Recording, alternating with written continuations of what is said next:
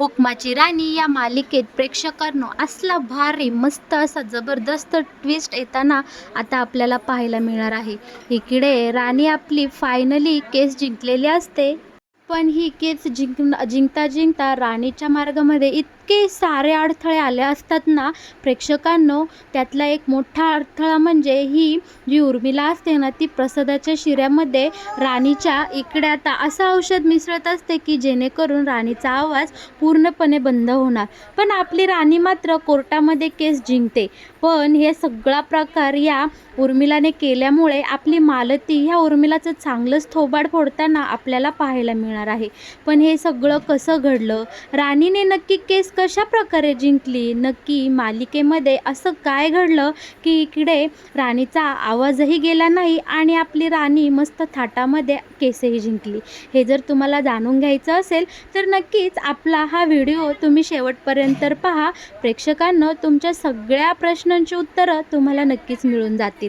दुसरीकडे आपली राणी आणि इंद्रा हे जनगणना करणारे अधिकारी बनून कुलकर्णी वकिलाच्या घरी थेट भेट द्यायला गेलेले असतात आणि या दोघांनी मिळून कुलकर्णी वकिलाच्या बायकोला चांगलीच घोळात घेतलेली असते आणि तिच्याकडनं यांनी छानपैकी त्या दिवशी म्हणजेच 9 जूनच्या दिवशी ती दोघेही जण गावाकडे गेलेले असतात जागरण गोंधळासाठी. याबद्दलचे सगळे सारे पुरावे एकदम असे झोकामध्ये जमा केलेले असतात आणि हे सगळे पुरावे घेऊन आता राणी आणि इंद्रा छानपैकी कुलकर्णी वकिलाच्या घरातच चहा पेत सगळे पुरावे घेऊन आता तिथून बाहेर निघतात.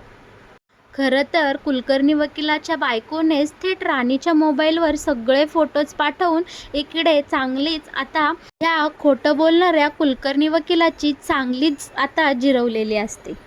राणी आणि इंद्रा तिथून निघून गेल्यावर नेमके कुलकर्णी वकील घरी येतात आणि कुलकर्णी वकील त्याच्या बायकोला सक्त ताकीद देत असतात की इथून पुढे जर काही ऑनलाईन मागवलं तर तुझी माझ्याशी गाठ आहे, अजिबात काही ऑनलाईन मागवायचं नाही आणि आपल्या घरात कोणालाही घ्यायचं नाही. आता राणी आणि इंद्रा खूप खुश असतात कारण त्यांच्या हाती खूप मोठे पुरावे लागलेले असतात. दुसरीकडे इकडे उर्मिला आणि विक्रांत एकमेकांसोबत चर्चा करू लागलेले असतात. इकडे उर्मिला बोलत असते की या मालतीच्या इतकं पुढं केलं तरीही म्हातारीने काही तोंड उघडलं नाही आणि ती नक्की काय करत होती, कसले पुरावे चाळत होती याबद्दल तिने मला थोडंसं सुद्धा आयडिया मिळून दिली नाही. नक्की या मालतीच्या डोक्यात काय शिजत आहे हे काही मला समजेना. पण तिच्या वागण्यावरून असं तर नक्कीच वाटत आहे की तिच्या हाती काहीतरी जबरदस्त पुरावे त्यांच्या हाती लागलेले आहे. दुसरीकडे आता इकडे विक्रांतही बोलत असतो की त्या माणसाने सुद्धा मला अगदी वेड्यात काढलं, इकडे ये, कॅफेला ये, तिकडे ये, असं करून मला फक्त चक्रा मारायला लावल्या पण माझ्या हातीही काहीही लागलं नाही. पण आता इकडे विक्रांत शांत डोक्याने विचार करतो आणि त्याला थोडीफार अशी लिंक लागलेली असते की जो माणूस विक्रांतला सारखा फोन करू बोलवत असतो तो नक्कीच आबा आहेत. आता इकडे विक्रांत बोलतो की यांच्या हाती नक्कीच काहीतरी पुरावे लागले आहे आणि ते कळायला आपल्याला मार्ग नाही. आता माझ्या सगळं काही हळूहळू लक्षात आलं आहे आणि माझ्या आता काहीतरी प्लॅन केला पाहिजे असं आता विक्रांत या उर्मिलाला सांगत असतो. दुसऱ्या दिवशी कोर्टामध्ये पुन्हा नव्याने केस उभी राहिलेली असते.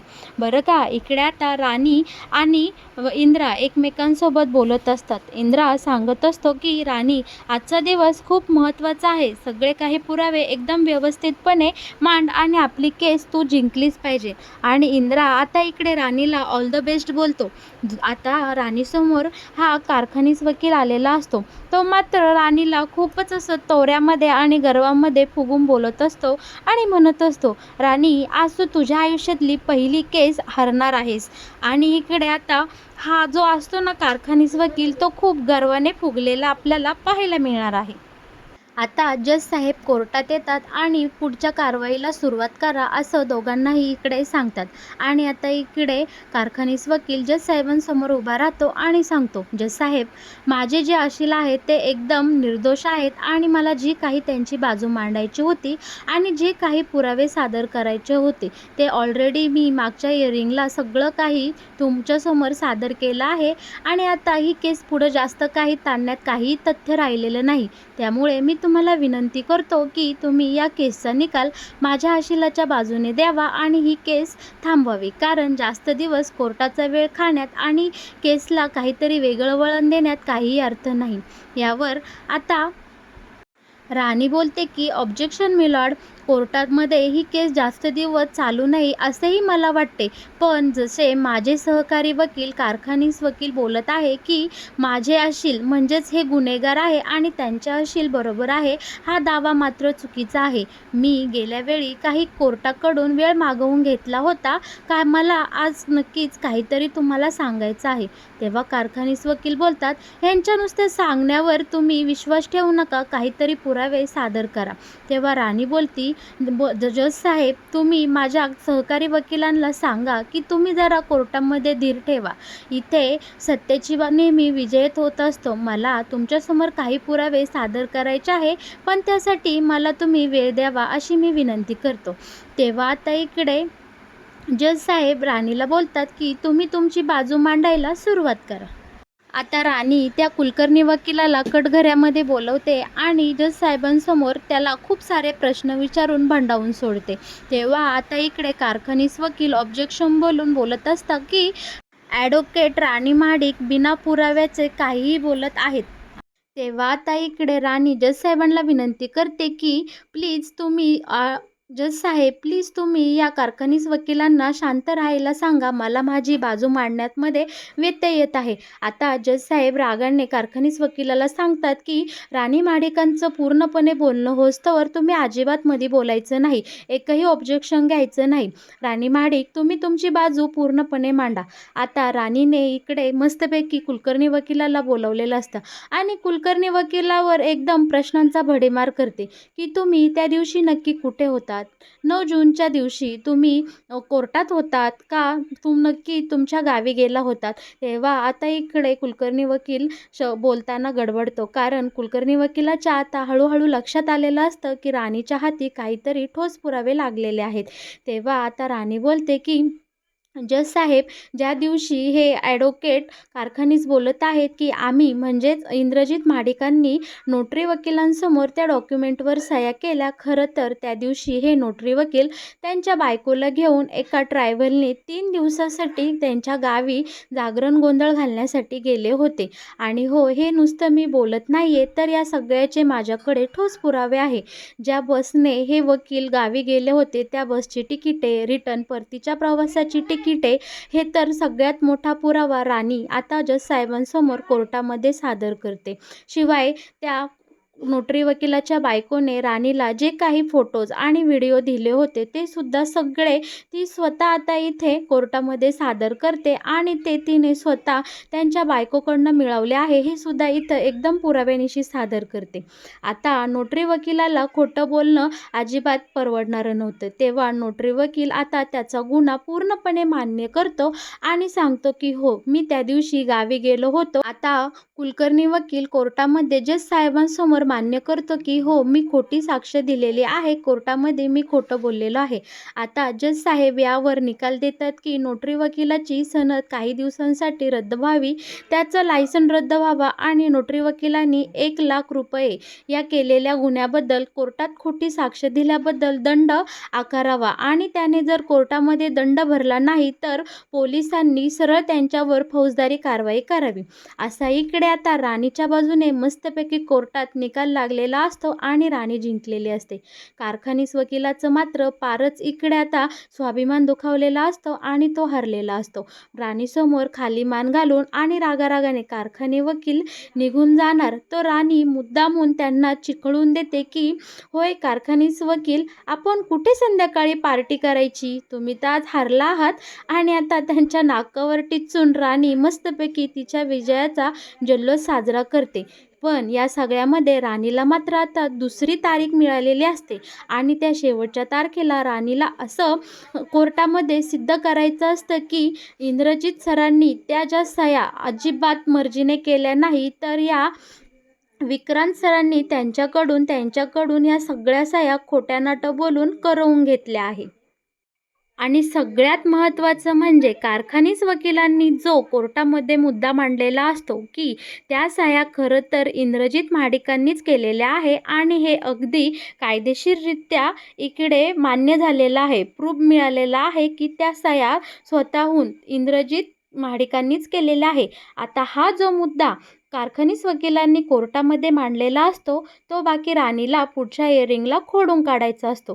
त्यासाठी इकडे राणी, इंद्रा, मालती आणि आपले आबा खूप जय्यत तयारीला लागलेले असतात आणि या दोघांविरोधात म्हणजे विक्रांत आणि उर्मिला विरोधात पुरावे शोधत असतात. आता राणीने आणि इंद्रजितने एक चांगला मस्त असा भन्नाट प्लॅन केलेला असतो. ह्या दोघांनी ठरवलेलं असतं की आता काहीही करून विक्रांत आणि उर्मिलाला त्यांचा गुन्हा त्यांच्याकडनंच वधवून घ्यायचा आणि तो आपण कोर्टामध्ये सादर करायचा. आता इकडे हे चौघेजण मिळून एकदम हे सगळे पुरावे शोधण्यासाठी इकडे रत्ना काकू आणि अजितसुद्धा आता या दोघांना सामील झालेले असतात. हे सगळेजण मिळून आता एक ट्रॅप लावतात. संपूर्ण बंगल्यामध्ये सगळीकडे ठिकठिकाणी कॅमेरे लावलेले असतात जिथे की हा विक्रांत आणि ही उर्मिला एकमेकांसोबत बोलत असतात.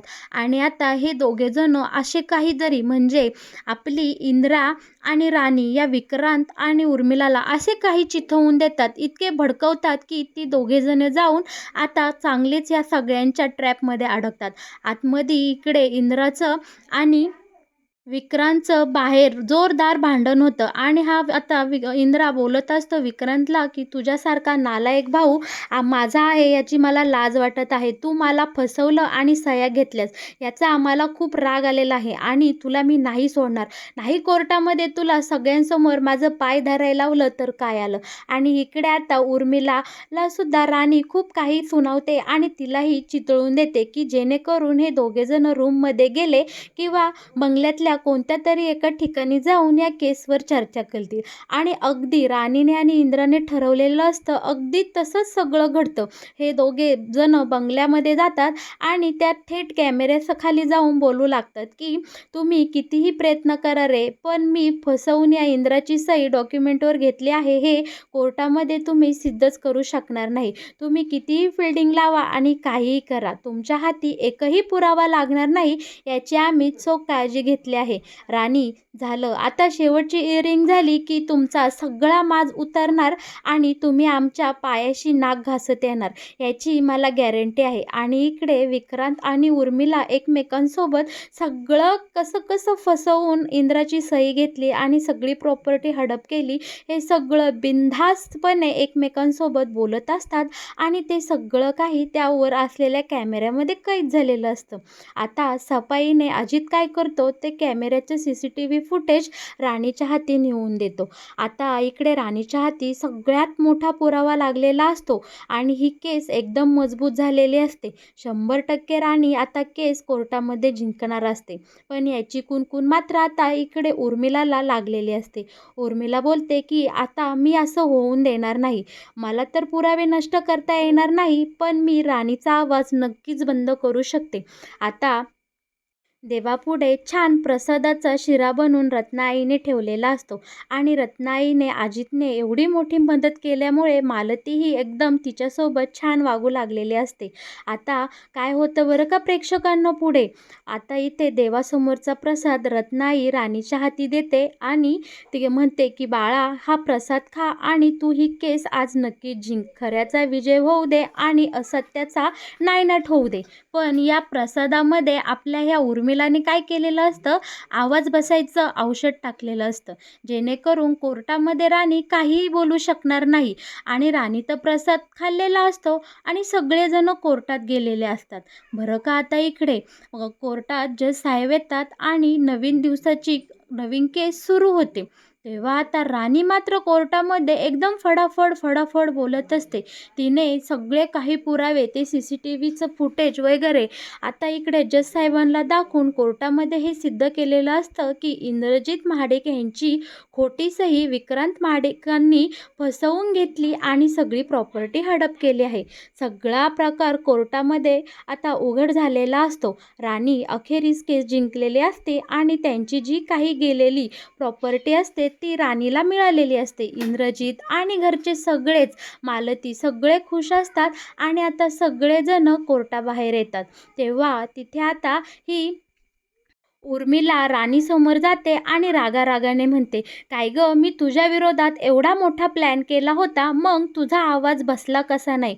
तुझा आवाज कोर्टामध्ये कसा काय निघाला आणि तू कोर्टामध्ये तुमची बाजू मांडूच कशी शकली?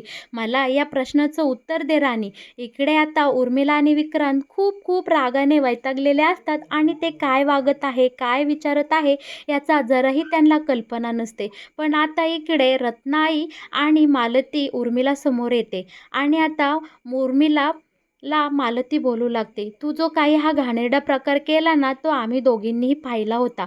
पण तू तिथनं निघून गेली देवासमोरून. तेव्हा मीच तो प्रसादाचा शिरा बदलला आणि तिथे चांगला नैवेद्य ठेवला. देवाला पुन्हा नैवेद्य दाखवला आणि मी राणीच्या हाती तोच नैवेद्य दिला आणि राणी आज केस जिंकली. सत्याचा विजय झाला आणि असत्याचा नायनाट झाला."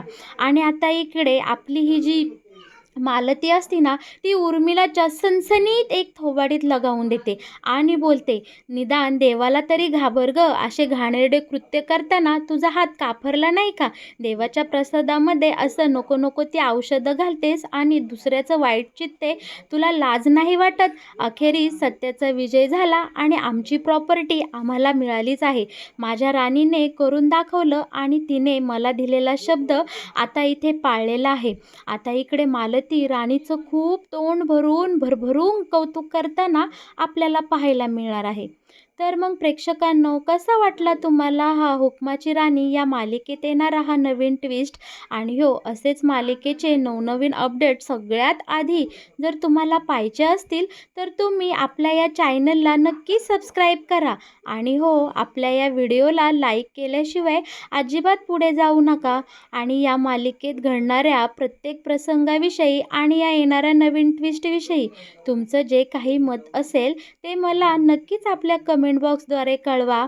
तुम्हाला तुमच्या प्रश्नांची उत्तरं नक्कीच मिळून जातील.